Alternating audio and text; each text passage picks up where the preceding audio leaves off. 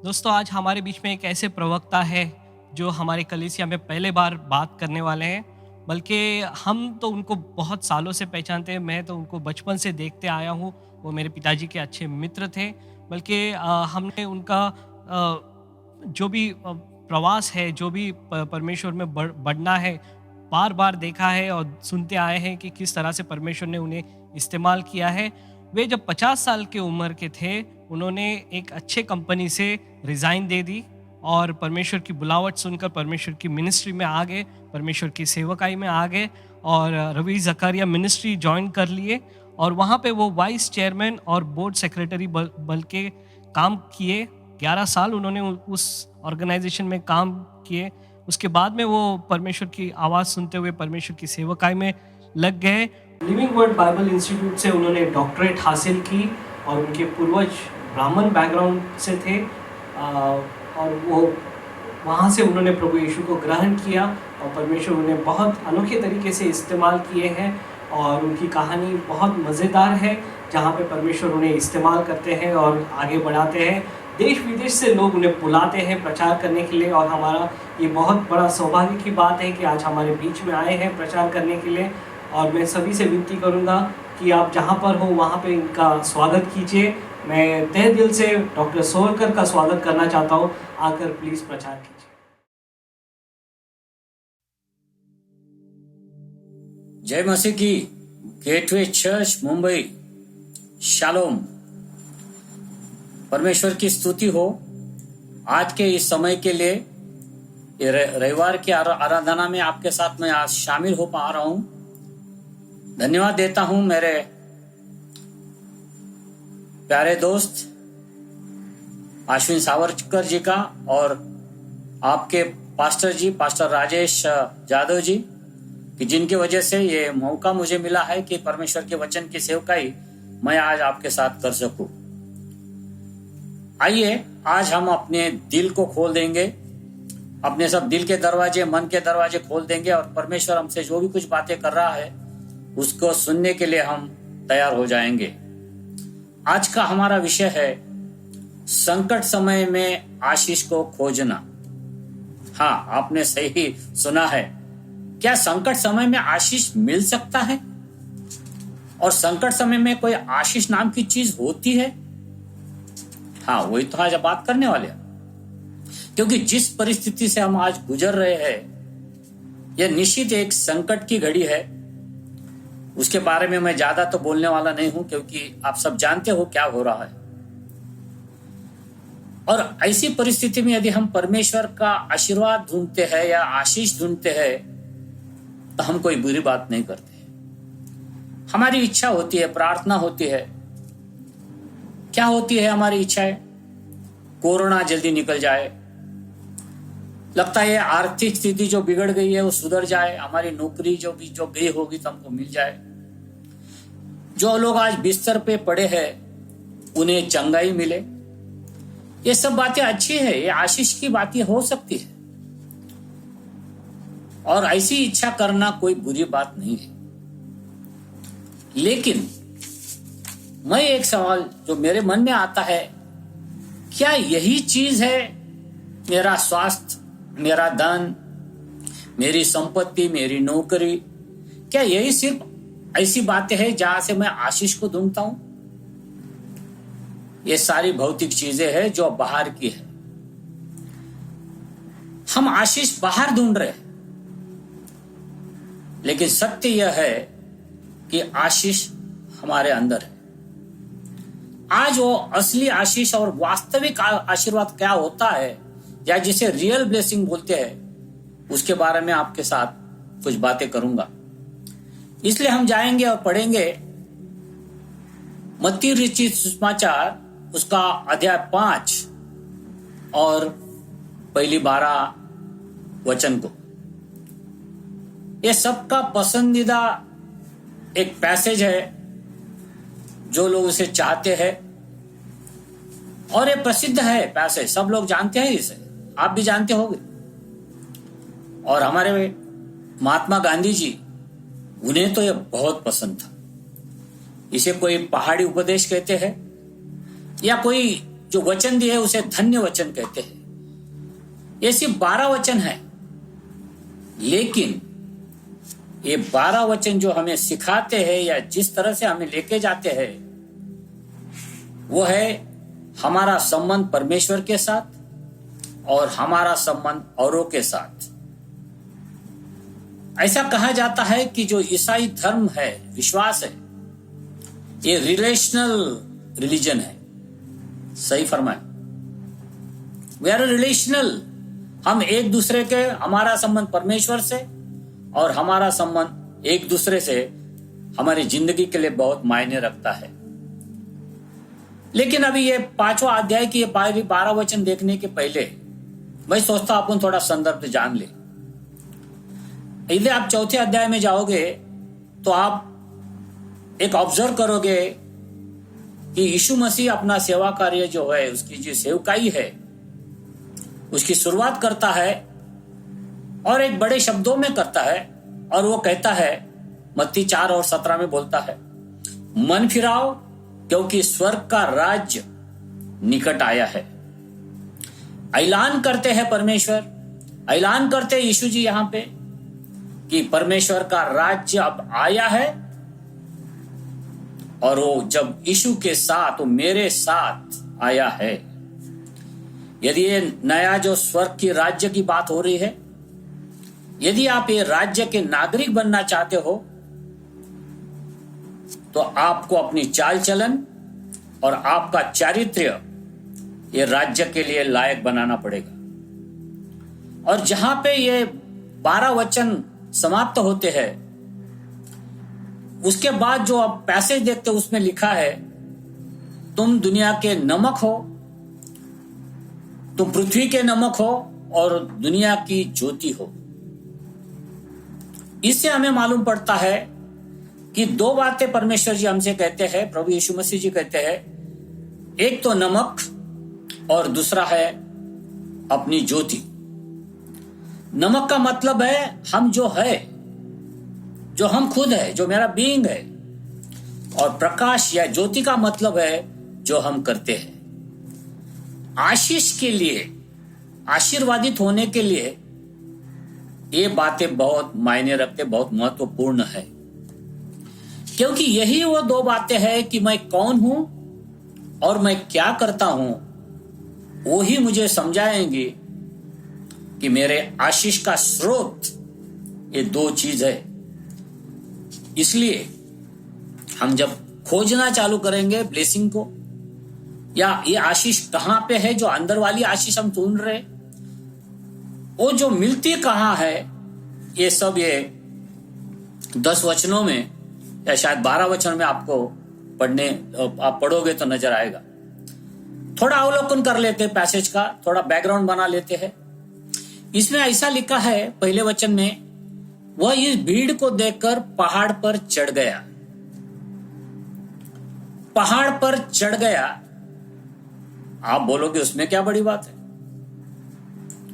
लोगों से भीड़ इतनी हुई थी, शायद इन लोगों से जान छुड़ाने के लिए शायद यीशु मसीह जी वो पहाड़ पे चढ़ गए। शायद उनको अपने चेलों के साथ कुछ प्राइवेसी चाहिए था, उसलिए चल गए। नहीं, ये कारणों से एक बड़ा कारण था। यदि आप परमेश्वर का वचन को गहराई से पढ़ोगे तो आप एक बात को ध्यान में आएगी आप, कि परमेश्वर का सबसे प्यारा पुलपिट जहां से वचन दिया जाता है वो पहाड़ रहा है। और आप जानते हो, कार्मेल पहाड़ था, होरेब था, और सिनै पर्वत जो है जिसकी बात हम करते हैं, ये सिनै पर्वत से मूसा के द्वारा हमें परमेश्वर का वचन मिला है। पहाड़ों से परमेश्वर हर वक्त बोला है। यह उसका बहुत महत्वपूर्ण पुलपिट रहा है। इसीलिए शायद भजन संहिता 121 और 1 वचन कहता है, दाऊद जी कहते हैं, मैं अपनी आंखें को पर्वतों की ओर लगाऊंगा, मुझे सहायता कहां से मिलेंगी। क्या सही फरमाए? मैं मेरी आंखें जो है मैं पर्वत की ओर नजर करूंगा और वहीं से मेरी सहायता आएगी। शायद आज हम लोग सहायता ढूंढ रहे हैं, हमें सहायता की जरूरत है, तो इसीलिए आज हम पहाड़ पे जाएंगे जहां परमेश्वर का वचन आज हमें मिलने वाला है। और वो कहा जाता है कि ये पहाड़ी उपदेश सुनने के लिए हम जाएंगे। और एक ऐसा पहाड़ है, एक ऐसा पर्वत है जिसे कलवरी का पहाड़ कहा जाता है, जहां हमारे उद्धार के लिए परमेश्वर ने हमारे लिए सब कुछ किया, अपने बेटों को उसने दे दिया। दूसरी बात है, ऐसा कहा जाता है पहला वचन के बाद वो बैठ गया। अरे चढ़ गया तो बैठ गया। आप बोलोगे इसमें क्या नई बात है, बैठ तो जाते हैं। लेकिन आप ट्रेडिशन जानोगे, यहूदी ट्रेडिशन क्या था, जब रब्बी बात करता है, जो गुरुजी बात करता है, तो गुरुजी बैठते थे और जो उसको सुनने वाले थे वो खड़े रहते थे। आज उल्टा है, आज सुनने वाले बैठते हैं और जो सुनाने वाला है वो खड़ा रहता है। उस जमाना में ऐसा नहीं था, रब्बी बैठ जाते थे, वो उनका आदर था, सम्मान था, और जो सुनने वाले थे वो खड़े रहते थे। और बात हम देखते हैं, उसने और एक बात कही है, उसने मुंह खोलकर बात की, ऐसा बोला है। क्यों लिखना चाहिए ऐसा? अरे बोलेगा तो मुंह तो खोलना पड़ेगा भाई। लेकिन यदि आप पवित्र शास्त्र को समझ लोगे तो एक महत्वपूर्ण बात मैं आपको बताऊंगा कि जहां तक परमेश्वर के वचन में मुंह खोलकर बात आई है, उसका मतलब है ये जानबूझकर ऐसा परमेश्वर का प्रयास है कि हम एक गंभीर से ये बातें गंभीरता से ले और उसको सुने। और आप चाहे जब ये पहाड़ी संदेश 3 अध्यायों में है, 5, 6 और 7 मत्ती में, 7वां अध्याय का लास्ट में आप पढ़ोगे, वहां 2 लोगों की बातें परमेश्वर करता है, यीशु जी करते हैं, सुनने वाले और नहीं सुनने वाले। तो जब परमेश्वर मुंह खोलता है तो इसका मतलब है हमें सुनना पड़ेगा। कौन है ये श्रोतागण, उसे हमें जानना है। ये जो श्रोतागण है वो है चेले जो सुनना चाहते हैं। चलिए हम देखेंगे, ये धन्य वचन की ओर जाते हैं।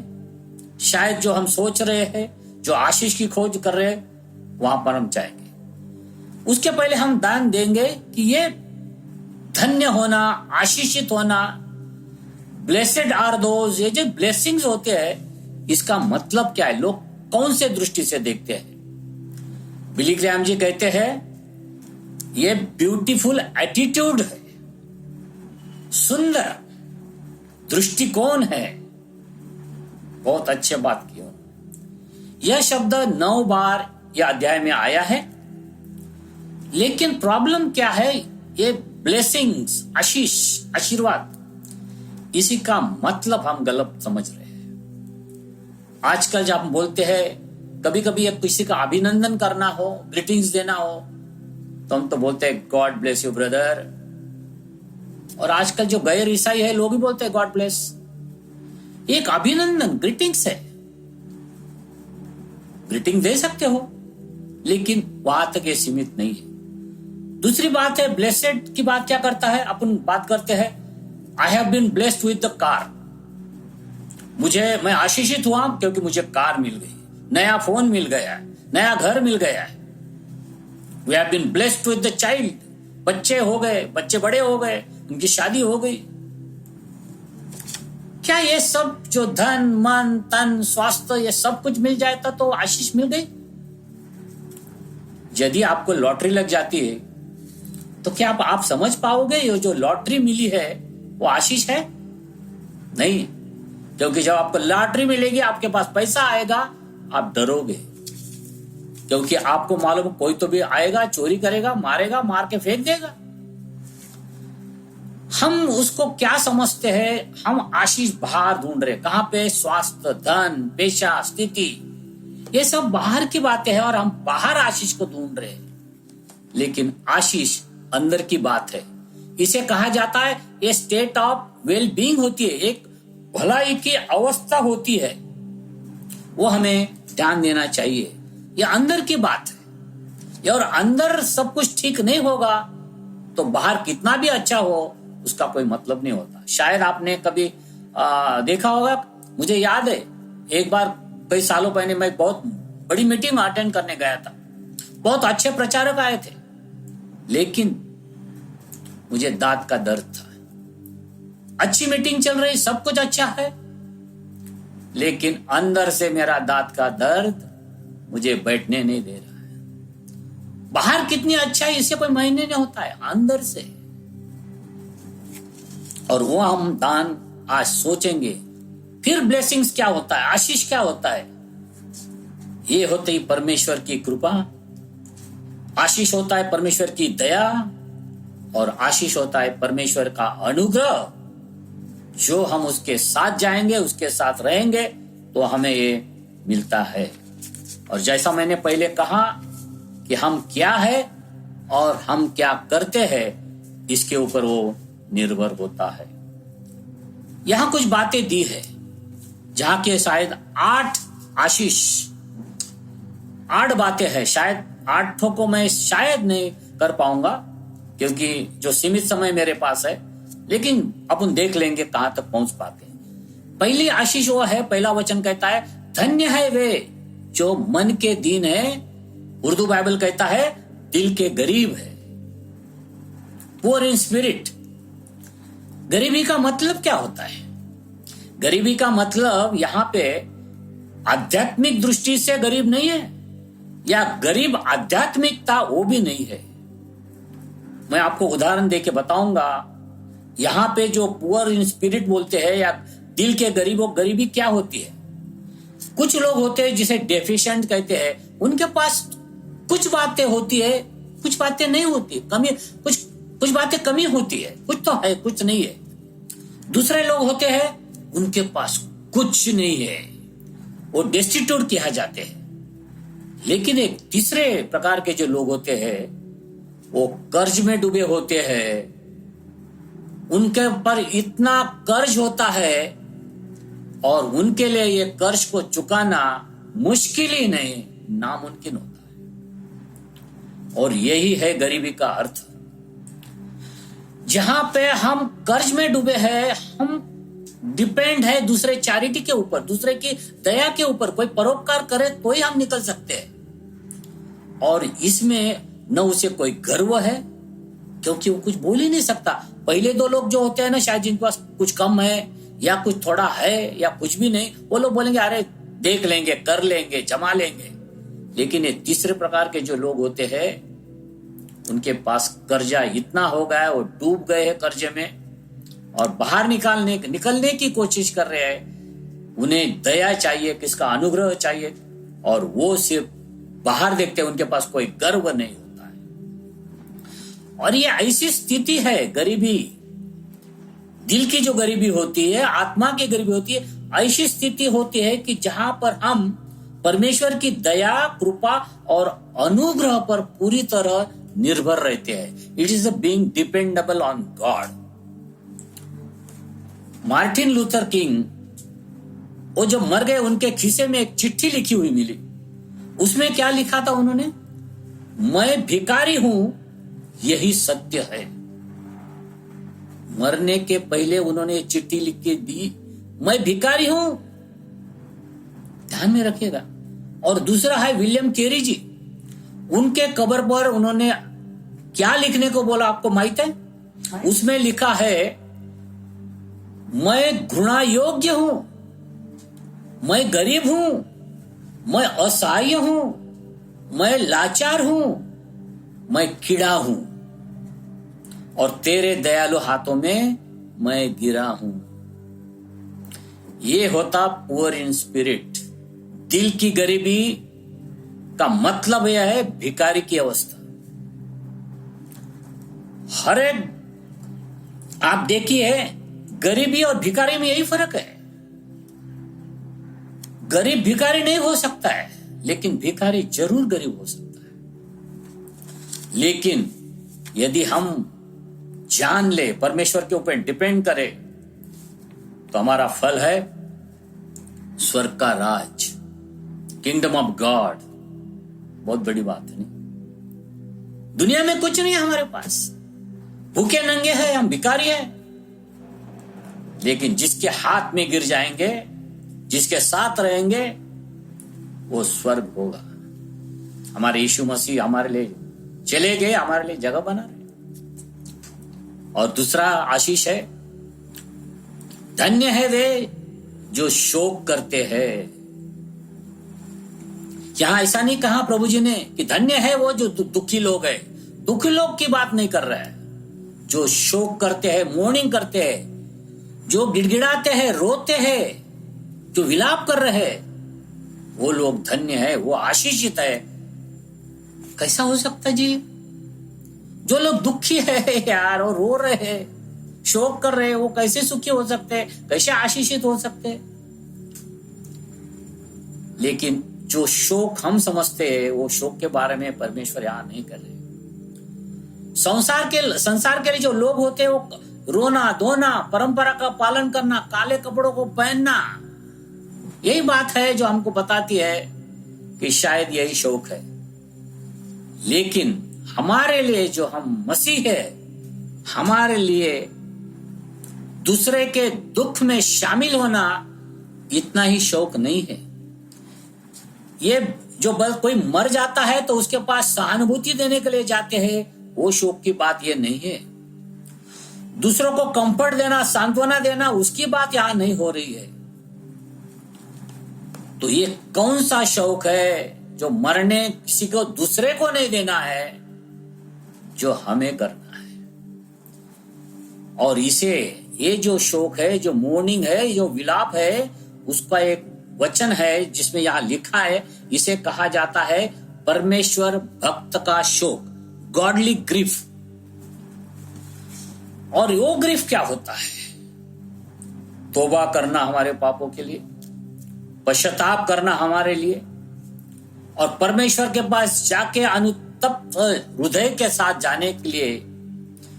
ये पछतावा नहीं होता है, रिग्रेट नहीं होता है, खेद व्यक्त करना नहीं होता है। परमेश्वर को जाएंगे, परमेश्वर के पास रोएंगे, शोक करेंगे, इसे कहता है शोक करना। परमेश्वर हमसे ये चाहता है, यदि हम ये करेंगे तो हम आशीष पाओगे। दूसरे कुरिन्थियों 7वां अध्याय और 10वां वचन कहता है, क्योंकि परमेश्वर भक्त का शोक, देखिए परमेश्वर भक्त का शोक दुनिया का नहीं है, तुम्हारा और मेरा शोक ऐसा पश्चाताप उत्पन्न करता है जिसका परिणाम उद्धार है। और फिर उसे पछताना नहीं पड़ता। सांसारिक शोक मृत्यु पैदा करता है, दुनिया का शोक जो है वो मृत्यु पैदा करता है, लेकिन जो हम शोक करते हैं उसे हम उद्धार पाते हैं। शोक करना ये कोई हमारी कमजोरी नहीं है, वो हमारी ताकत है पापों से छुटकारा मिलने के लिए। शोक हमको अंदर से शुद्ध कर देता है, वो हमको अच्छा स्वास्थ्य प्रदान करता है और हमें शांति प्रदान करता है। आप कभी देखोगे पतरस का जो उदाहरण लोगे, जब उसने पश्चाताप किया, गिड़गिड़ाया, रोया, तो अंदर से वो शुद्ध किया गया और वो उद्धार पाया।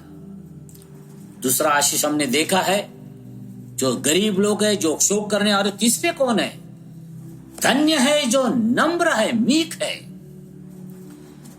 यीशु मसीह ये नहीं कहते हैं कि धन्य है जो लोग वो बहुत कोमल है, मृदु है या सौम्य नेचर वाले हैं, नहीं।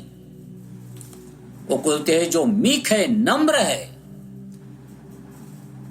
मेरे प्यारे दोस्तों, नम्रता होना, नम्रता का मतलब ये नहीं है कि ये कमजोरी है। Meekness is not weakness. ये होता ऐसी है, हम नम्र होने का मतलब ऐसा नहीं हो कि हम दरवाजे की चटाई बन गए है, कोई भी आके हमको पाव के साथ रौंद सकता है। नम्र होना ये सबसे शक्तिशाली शब्द है, ये आसान नहीं है। और सबसे बड़ा उदाहरण हमारे पास जो है ईसा मसीह का है। आप फिलिपियों की किताब 2 अध्याय और 6 वचन आप पढ़ोगे, उसमें ऐसा लिखा है, वो परमेश्वर के स्वरूप में होकर भी अपने आप को ऐसा शून्य कर दिया और दास का स्वरूप उसने धारण किया। ये होती है नम्रता। इसे नम्रता कहते हैं। यीशु मसीह के पास वो थी। जब यीशु मसीह की जब परीक्षा हुई थी, शैतान उसे बोलता है, ये जो पत्थर है इसकी रोटी बनाओ। आप जो ऊपर गए हो मंदिर के ऊपर, वहां से नीचे से कूदी मारो। आपको लगता है यीशु मसीह रोटी नहीं बना सकता था पत्थर से? यीशु मसीह कूदते तो कुछ उनको फर्क होता था? वो कर सकते थे, लेकिन अपनी शक्ति का उन्होंने कभी दुरुपयोग नहीं किया, अपनी ताकत का कभी दुरुपयोग नहीं किया। यही होती है नम्रता। ये ऐसी मानसिकता है जिसे हमें चाहिए आशीष पाने के लिए, कि यदि हमारा अपमान होता है तो ये आदमी प्रतिष्ठा की बात नहीं करेगा, अरे मैं इतना बड़ा हूं, नहीं, अपमान सह लेगा। ये ऐसी बात है, ऐसा आदमी होगा जिसे यदि कोई दुख देता है तो बदले की भावना की बात नहीं करेगा। ये ऐसी व्यक्ति होती है, यदि वो उसके ऊपर कोई अन्याय करता है तो वो जाके कभी नहीं बोलेगा कि ये मेरा अधिकार है, मुझे मिलना चाहिए। अपने अहंकारों को नियंत्रित करना होता है नम्रता। और यदि हम नम्र होंगे तो हमारा प्रतिफल है, ये पृथ्वी के अधिकारी हम बन जाएंगे। और शायद मेरा लास्ट मैं लूंगा, धन्य है वे धार्मिकता के भूखे और प्यासे हैं। वो लोग आशीष है जो धार्मिकता के भूखे और प्यासे हैं। भूख और प्यास जीवन के महत्वपूर्ण अंग है। लेकिन यहां पे परमेश्वर या प्रभु जी शारीरिक भूख की बात नहीं कर रहे, शारीरिक प्यास की बात नहीं कर रहे, कोई दूसरी बात की बात कर रहे हैं। ये भूख या प्यास किसका मतलब है? किसी चीज के लिए बेताब होना, डेस्परेट होना, वो बात है। और इसीलिए कहा है तुम धार्मिकता के भूखे और प्यासे होना चाहिए। और धार्मिकता का मतलब है होलीनेस, पवित्रता, और राइचसनेस मतलब पवित्रता मतलब चारित्र्य, और राइचसनेस मतलब हमारा बिहेवियर। ये बहुत मांगे। यदि हमें भूख लगी है, प्यास लगी है, तो पवित्रता की भूख होनी चाहिए। और हमारी भूख सुख, दुख, धन, संपत्ति के लिए है, स्वास्थ्य के लिए है। ये चीजें तो मिलेंगी जरूर। वो तो हमारी सब तरफ से जो भी हमें चाहिए वो तो देगा जरूर। और कभी कभी हम क्या ढूंढते हैं? सुख दुख कहाँ ढूंढ रहे हैं हम? हैप्पीनेस कहाँ ढूंढ रहे हैं? यदि आपको हैप्पीनेस चाहिए, सुख चाहिए, खुशी चाहिए, आपको पवित्रता चाहिए। पवित्रता का बाय प्रोडक्ट है हैप्पीनेस। ये हम ध्यान में लाए। क्या होती हो पवित्रता? लोग क्या समझते हैं? नैतिकता, अच्छे रहो, अच्छी बात करो, बुरा मत बोलो, बुरा मत सुनो, नैतिक वैल्यू, इथिकल वैल्यू की बात करते हैं, सदाचार की बात करते हैं। लेकिन परमेश्वर की दृष्टि से सही पवित्रता वो है जहां में हमारे दिल में पाप से, ईर्ष्या से या द्वेष से, दुर्भावना से और सर्व प्रकार की मलिनता से मुक्त रहना। ये होती है पवित्रता। और दूसरी बात होती है आनंद, प्रेम और शांति परमेश्वर के प्रति और औरों के प्रति। और हमारे लिए नम्रता, विश्वसनीयता और आत्म संयम, इससे हमको भर देना। परमेश्वर कहता है मैं पवित्र हूं, तुम पवित्र बने रहो। पवित्र बने रहने का मतलब है, धार्मिक बने रहने का मतलब है यीशु की तरह बनना। जब हम उनको मिलेंगे तब उसके तरह मिलना है। हमको यीशु मसीह को फॉलो करना है। और उसका आशीष प्रतिफल क्या है? हम तृप्त किए जाएंगे। हमने 4 आशीष देखे यहाँ पे। चारों आशीष बहुत इंपॉर्टेंट है हमारे लिए। और उसके लिए हमको दिल की गरीबी ध्यान में रखना है, हमारे खुद के लिए शोक करना है, पापों के लिए तौबा करना है, दुनिया के रिलेशनशिप में हमें नम्रता प्रदान करनी है, और पवित्रता को हमें ढूंढना है। और काफी और 4 बातें हैं, वो शायद कभी तो भी सुनेंगे जरूर, लेकिन यदि आज हम मूड लेंगे, परमेश्वर के पास आएंगे, मन को फिराएंगे, तो परमेश्वर हमको आशीष देगा।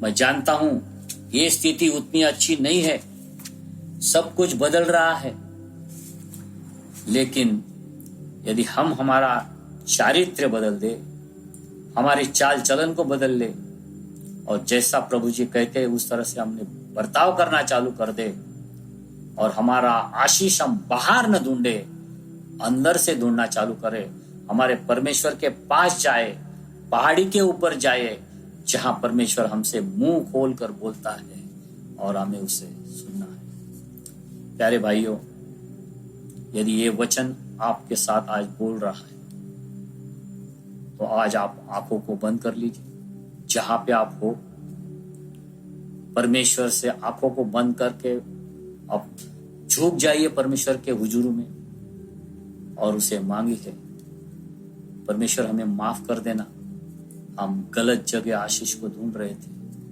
आशीर्वाद को ढूंढ रहे थे। हमें मालूम है तू हमारा आशीर्वाद का स्रोत है, तू चाहता है हम तेरे जैसे बने, तो सब आशीष हमें मिलेंगी, और ये आशीषों का फल इतना बड़ा है कि तेरे साथ हम स्वर्ग लोक में रह पाएंगे। तू हमारा परमेश्वर, तू हमारा इमानुएल है। सोचिए, मैं आपको कॉल करना चाहता हूँ, आपको दिल से बात करना चाहता हूँ, आपके मन से बात करना चाहता हूँ। यदि आपको लगता है आप ये गलती कर रहे हैं, तो आज परमेश्वर आपसे बात करके बोलता है, आइए हम दुआ करें। हमारे खुदावन बाप, हम तेरे पास आते हैं, तेरे 7 चरणों में हम अपने को झुका देते हैं, क्योंकि हम जानते हैं परमेश्वर तेरे सिवा कोई नहीं है जो हमें आशीष दे सकते हैं। हम जानते हैं यह संकट का समय है, लेकिन इस समय में हम भयभीत न होते हुए तेरे पास आए, तेरे चरणों में झुक जाए, और तू जो चाहता है, हम गरीब हो हमारे दिल के, हम नम्र होना चाहिए, हम हमारे पापों के लिए तौबा करना चाहिए। जो भी तू चाहता है परमेश्वर, वो हम करने के लिए तैयार है। हमें आशीषित कर, ये संकट से हमें तू बाहर निकालने वाला है, ये विश्वास हम रखते हैं, क्योंकि तू हमसे प्यार करता है। धन्यवाद प्रभु परमेश्वर, तेरी कृपा के लिए, तेरी दया के लिए, तेरे अनुग्रह के लिए। हम जानते हैं काफी लोग आज दुनिया में नहीं है, काफी लोग मर गए हैं, लेकिन हम जिंदा है परमेश्वर, क्योंकि सिर्फ तेरी दया, अनुकंपा है, तेरा अनुग्रह है और तेरा आशीष है। धन्य हो परमेश्वर तेरा नाम। ये सब कुछ मांगते हैं फिर हमारे प्यारे यीशु मसीह के प्यारे नाम से मांगते हैं, सुन और ग्रहण कर। थैंक यू, आमीन। धन्यवाद दे परमेश्वर, धन्यवाद आपके साथ है, परमेश्वर आपको आशीषित करेगा। God bless you. Thank you once again pastor Rajesh Yadav and मेरे भाई अश्विन सावरकर, आपके साथ जुड़ने के लिए यह मौका मिला। परमेश्वर आपको सबको आशीष से परिपूर्ण करे। धन्यवाद। God bless. मैं तहे दिल से धन्यवाद देना चाहता हूँ डॉक्टर सोहलकर का। थैंक यू सोहलकर अंकल कि आप हमारे बीच में आए और प्रचार किए। मैं तहे दिल से धन्यवाद देना चाहता हूँ। मैं ये विश्वास करता हूँ परमेश्वर आपको और आशीष से नवाजेगा और आपके जीवन में और अनोखे तरीके से कार्य करेगा। दोस्तों, आज जो कुछ इन्होंने प्रचार किया है, हम ये विश्वास करते परमेश्वर ने हमसे बात किया है। हम ये विश्वास करते परमेश्वर ने किसी को मार्ग बताया है। हम ये विश्वास करते किसी के लिए एक राह परमेश्वर ने दिखाया है। हालेलुया। और परमेश्वर उसी तरह से बात करते। मैं उनसे बात करना चाहता हूँ जिन्होंने आज तक अपना जीवन पूरी तरह प्रभु के हाथों में नहीं दिया है। मैं उनसे विनती करना चाहता हूँ, आप इस वक्त प्रभु यीशु को अपना जीवन दे सकते हैं। इससे अच्छा और बढ़िया चीज़ नहीं हो सकता है जहाँ पे आप अपना जीवन पूरी तरह से प्रभु यीशु को दे सकते हैं।